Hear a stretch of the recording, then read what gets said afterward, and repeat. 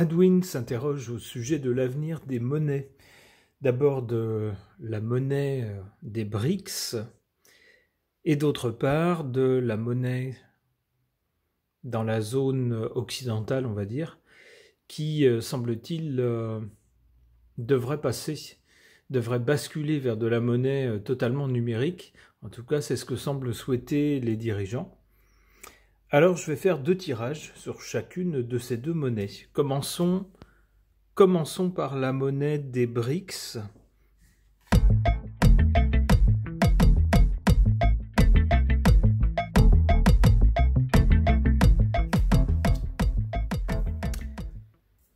Concernant donc la monnaie des BRICS, la monnaie à venir, alors qui sera peut-être une nouvelle monnaie, qui sera peut-être la monnaie de l'un des pays des BRICS, qui sera peut-être, alors plus sûrement à mon avis, il y a plutôt des chances que ça soit ça, un panier des différentes monnaies des pays qui composent ce groupe, avec probablement aussi une part d'or, histoire d'asseoir la valeur de ce panier de monnaie sur quelque chose de tangible. Il y a des chances que ça soit quelque chose qui ressemble un peu à ça. Donc, pour cette monnaie des BRICS, quelle que soit sa forme, la première carte qui sort, c'est celle de la justice. Alors, ces BRICS veulent d'abord un système, ça semble nous dire que ces BRICS veulent un système plus juste, et non pas utiliser la monnaie d'un grand pays d'outre-Atlantique qui se sert de sa monnaie comme d'une arme, puisque désormais quiconque utilise le dollar voit ses transactions examinées, ou en tout cas il y a un droit de regard dessus par les autorités américaines. On ne peut donc absolument rien cacher, ils savent absolument tout de nos transactions lorsqu'on utilise leur monnaie. Et de la même façon, lorsqu'on utilise cette monnaie américaine, on n'a pas le droit de commercer avec certains pays ou d'effectuer certaines transactions que le pouvoir américain ne souhaite pas faire. Et donc, si on les fait quand même, on peut être poursuivi par la justice américaine. C'est ce qu'on appelle la judiciarisation de la monnaie. Et donc, les BRICS n'aiment pas du tout ça. Ils n'ont pas envie de voir un jour leurs avoirs confisqués ou gelés parce que les autorités américaines ont décidé que tel pays ne leur plaît pas ou que tel type de transaction ne leur plaît pas. D'où l'invention d'une nouvelle monnaie ou d'un nouveau système de paiement, d'un système d'échange. Et avec cette carte de la justice, donc, pour en revenir au tirage, il est question d'abord de quelque chose de plus juste, c'est-à-dire on n'a pas un pays qui décide qui est bon, qui est méchant, ce qui est bien, ce qui est mal comme transaction, etc., selon son bon vouloir et selon ce qui l'arrange. Non, avec les BRICS, on devrait avoir normalement un système assez neutre, qui soit un simple moyen de paiement, mais qui ne soit pas soumis à des autorisations de quelques pays que ce soit. On aurait donc un pays plus juste, dans un souci, on le voit ici, de justice. Alors cette carte aussi nous parle bien sûr d'institutions. Il est donc probable qu'avec cette nouvelle monnaie sera créée une sorte de banque centrale, mais à l'échelle de plusieurs pays, d'une institution qui aura probablement pour tâche de veiller à ce que les transactions se déroulent selon certains termes et que tous les acteurs de la transaction respectent bien ce qui leur est demandé.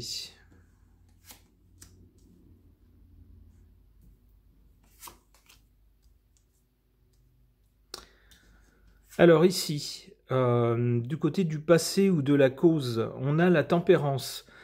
On connaît le rôle de la tempérance, c'est effectivement de tempérer, mais aussi d'avoir un discours qui est parfois qui ne dit pas tout à fait les choses telles qu'elles sont, qui a tendance à enjoliver les choses pour ne choquer personne, etc. On a donc parfois, avec la tempérance, un peu de baratin. Alors on peut voir cette carte de deux façons différentes. Il peut s'agir justement du pays d'outre-Atlantique dont les BRICS sont marres des magouilles, des manigances et du baratin. Il y a toujours une bonne raison pour empêcher de faire ceci ou pour eux s'autoriser à faire cela. Avec la tempérance, ça, on voit, c'est surtout du discours. Peut-être que ça commence à les énerver et peut-être que pour cette raison, donc, ils se sont dit, si c'est comme ça, vous allez vous débrouiller tout seul et nous, on va s'organiser entre nous. Ça peut être une première interprétation. La seconde interprétation, ça peut être que tant que leur système n'est pas encore tout à fait au point et lancé et bien sécurisé, eh bien, ils vont minimiser auprès de l'Occident qui les regarde d'un œil un peu circonspect, ils vont un peu minimiser leur entreprise en se disant « mais non, le but n'est pas de remplacer une monnaie de réserve telle que le dollar.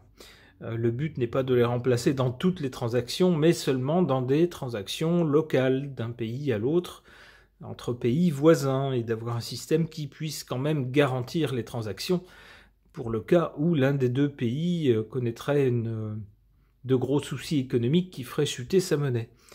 C'est le genre de discours qu'on entend souvent lorsque un pays tente en catimini de mettre quelque chose au point pour concurrencer un pays plus grand.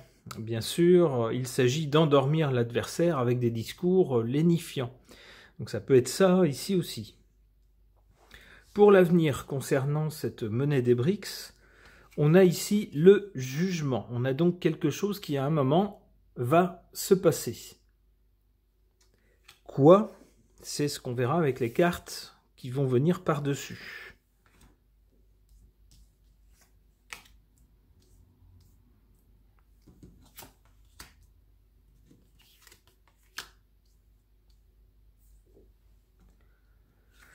En défaveur de cette monnaie des BRICS, on a ici la carte des gourous. On voit avec le pape, on a une sorte de religion. Avec la monnaie qui domine actuellement les transactions internationales, il s'agit du dollar américain, on a effectivement une monnaie qui est presque devenue une religion. C'est une monnaie qui permet au pays dont il est originaire, dont elle est originaire, de vivre au-dessus de ses moyens, en empruntant, en étant sûr de toute façon que le cours de sa monnaie sera soutenu puisque tout le monde l'utilise. Donc pas de danger que le cours de sa monnaie plonge. Sauf si une autre monnaie fait son apparition. Là par contre, les choses pourraient changer. On a donc ici une doctrine, si j'ose dire, une doctrine dollar, une religion du dollar, qui fait que certains pays encore, certains pays même hors de la sphère occidentale, vont hésiter à se détourner du dollar tout-puissant pour rejoindre la monnaie des BRICS, sachant que s'ils faisaient ça, ça serait se fâcher avec ce grand pays d'outre-Atlantique, ce qui n'est jamais une bonne chose. Donc voilà. Ce qui, à mon avis, peut retarder ou plomber un peu cette monnaie des BRICS, c'est la religion du dollar, qui jusqu'à présent domine. Et on le voit ici, elle a vraiment des adeptes. En revanche, ce qui peut aller en faveur de la monnaie des BRICS, ici, c'est la carte de la force. Ben oui, maintenant, si on met bout à bout tous les pays de l'Occident d'un côté et d'un autre côté tous les autres pays, eh ben l'Occident ne fait plus vraiment le poids. On a, avec la Chine, une puissance économique de premier plan, si ce n'est la première au monde, puisque tout est fabriqué là-bas, y compris des biens consommés par le pays rival. Et on a du côté du gros pays de l'Est une première puissance militaire, avec certaines armes qui sont en avance, qui ont 10 ou 20 ans d'avance sur les armes de l'Occident. Les deux combinés, évidemment, ça forme une alliance imbattable. D'où la force, ici du côté des BRICS. L'Occident, pour l'instant en tout cas, n'a plus la prépondérance. Alors il y a toujours de beaux restes, il y a tous les systèmes mis en place par l'Occident qui fonctionnent toujours avec une monnaie occidentale qui est toujours à l'heure actuelle la première, mais pour combien de temps? Cette carte-là nous dit bien que la force est du côté des BRICS.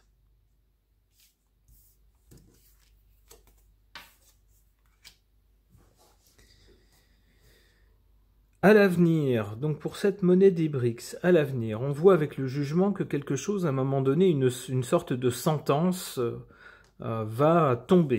Alors, dans quel sens? Ben, dans le sens de l'empereur, c'est-à-dire d'un homme puissant à la tête d'un État. Alors, duquel s'agira-t-il?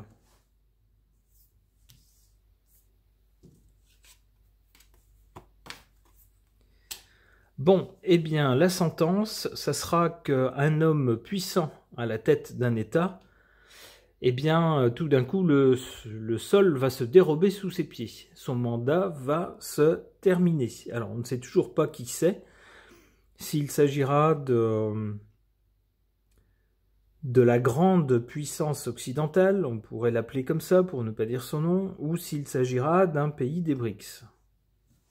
Allez, on va essayer quand même d'en savoir plus avec une dernière carte.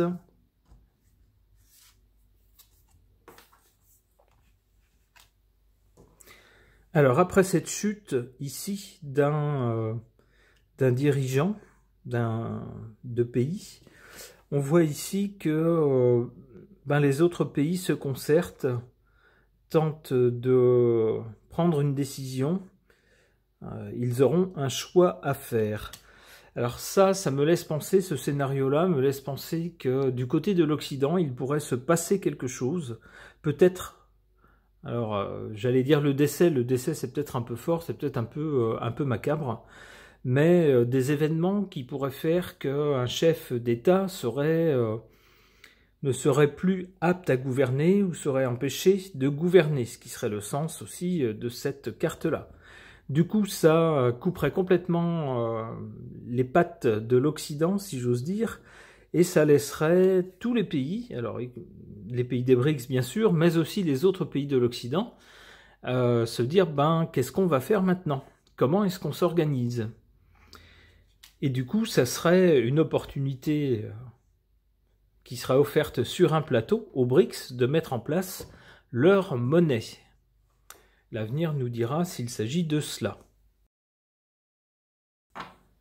La seconde question d'Adwin concernait la monnaie numérique qui semble vouloir être mise en place en Occident.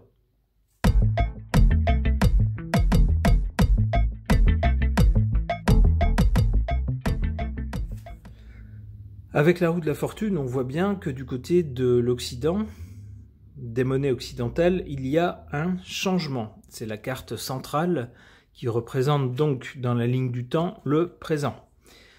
Il y aurait donc des changements en cours.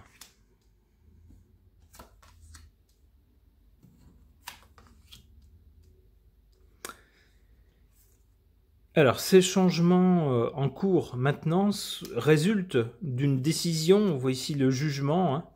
À un moment donné, on a tranché. Donc d'une décision qui a été prise dans le passé. Alors pas forcément un passé très éloigné, ça peut être un passé assez récent. Mais en tout cas, la décision a été prise. Et donc du coup, maintenant, on a ces changements. Du côté de l'avenir, on a un pouvoir. Ici, alors on voit une femme, l'impératrice, c'est celle qui met les choses en œuvre. J'y verrais bien Madame Europe, vous savez, Pustula qui vend des layettes. Eh bien, c'est bien elle que je verrais dans ce rôle. Je me trompe peut-être.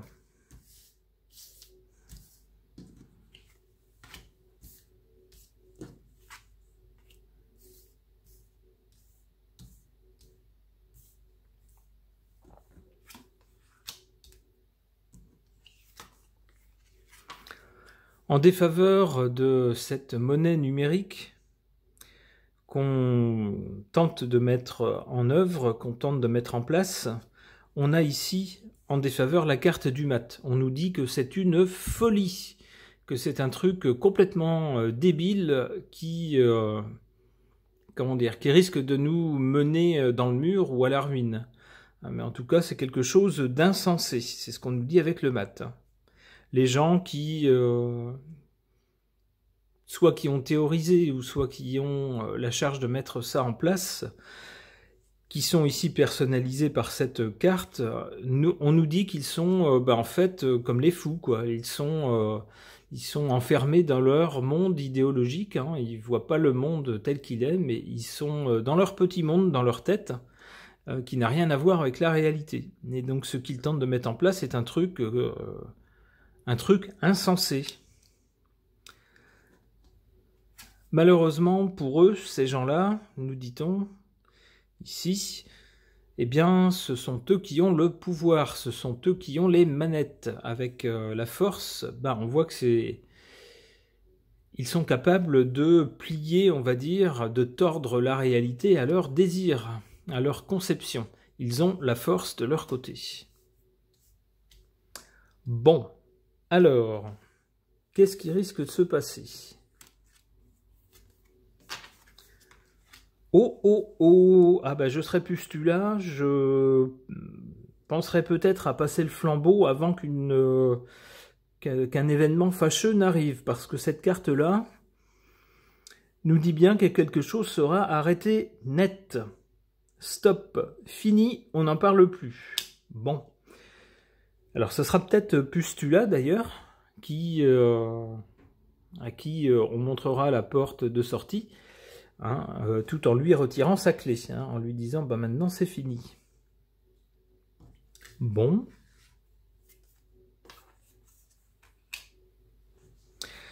Donc, on aura du côté de cette monnaie numérique ou de la personne qui, alors je dirais en Europe, cherchera à la mettre en place, il y aura quelque chose qui va s'arrêter net. Et avec l'ermite, après, on peut penser qu'on va ramer pendant un moment.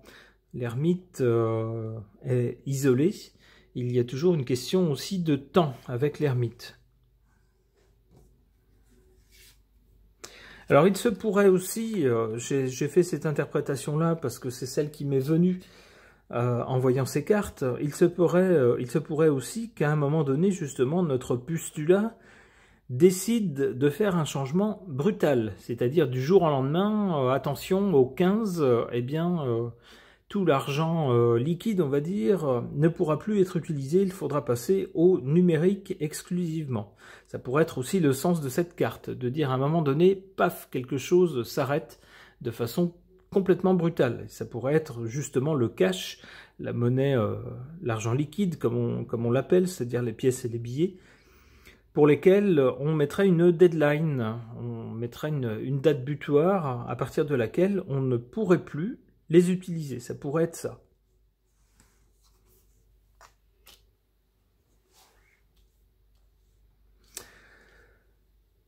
Ensuite, en tout cas, il y aura une période, nous dit-on avec l'ermite, une période où on va tenter de retrouver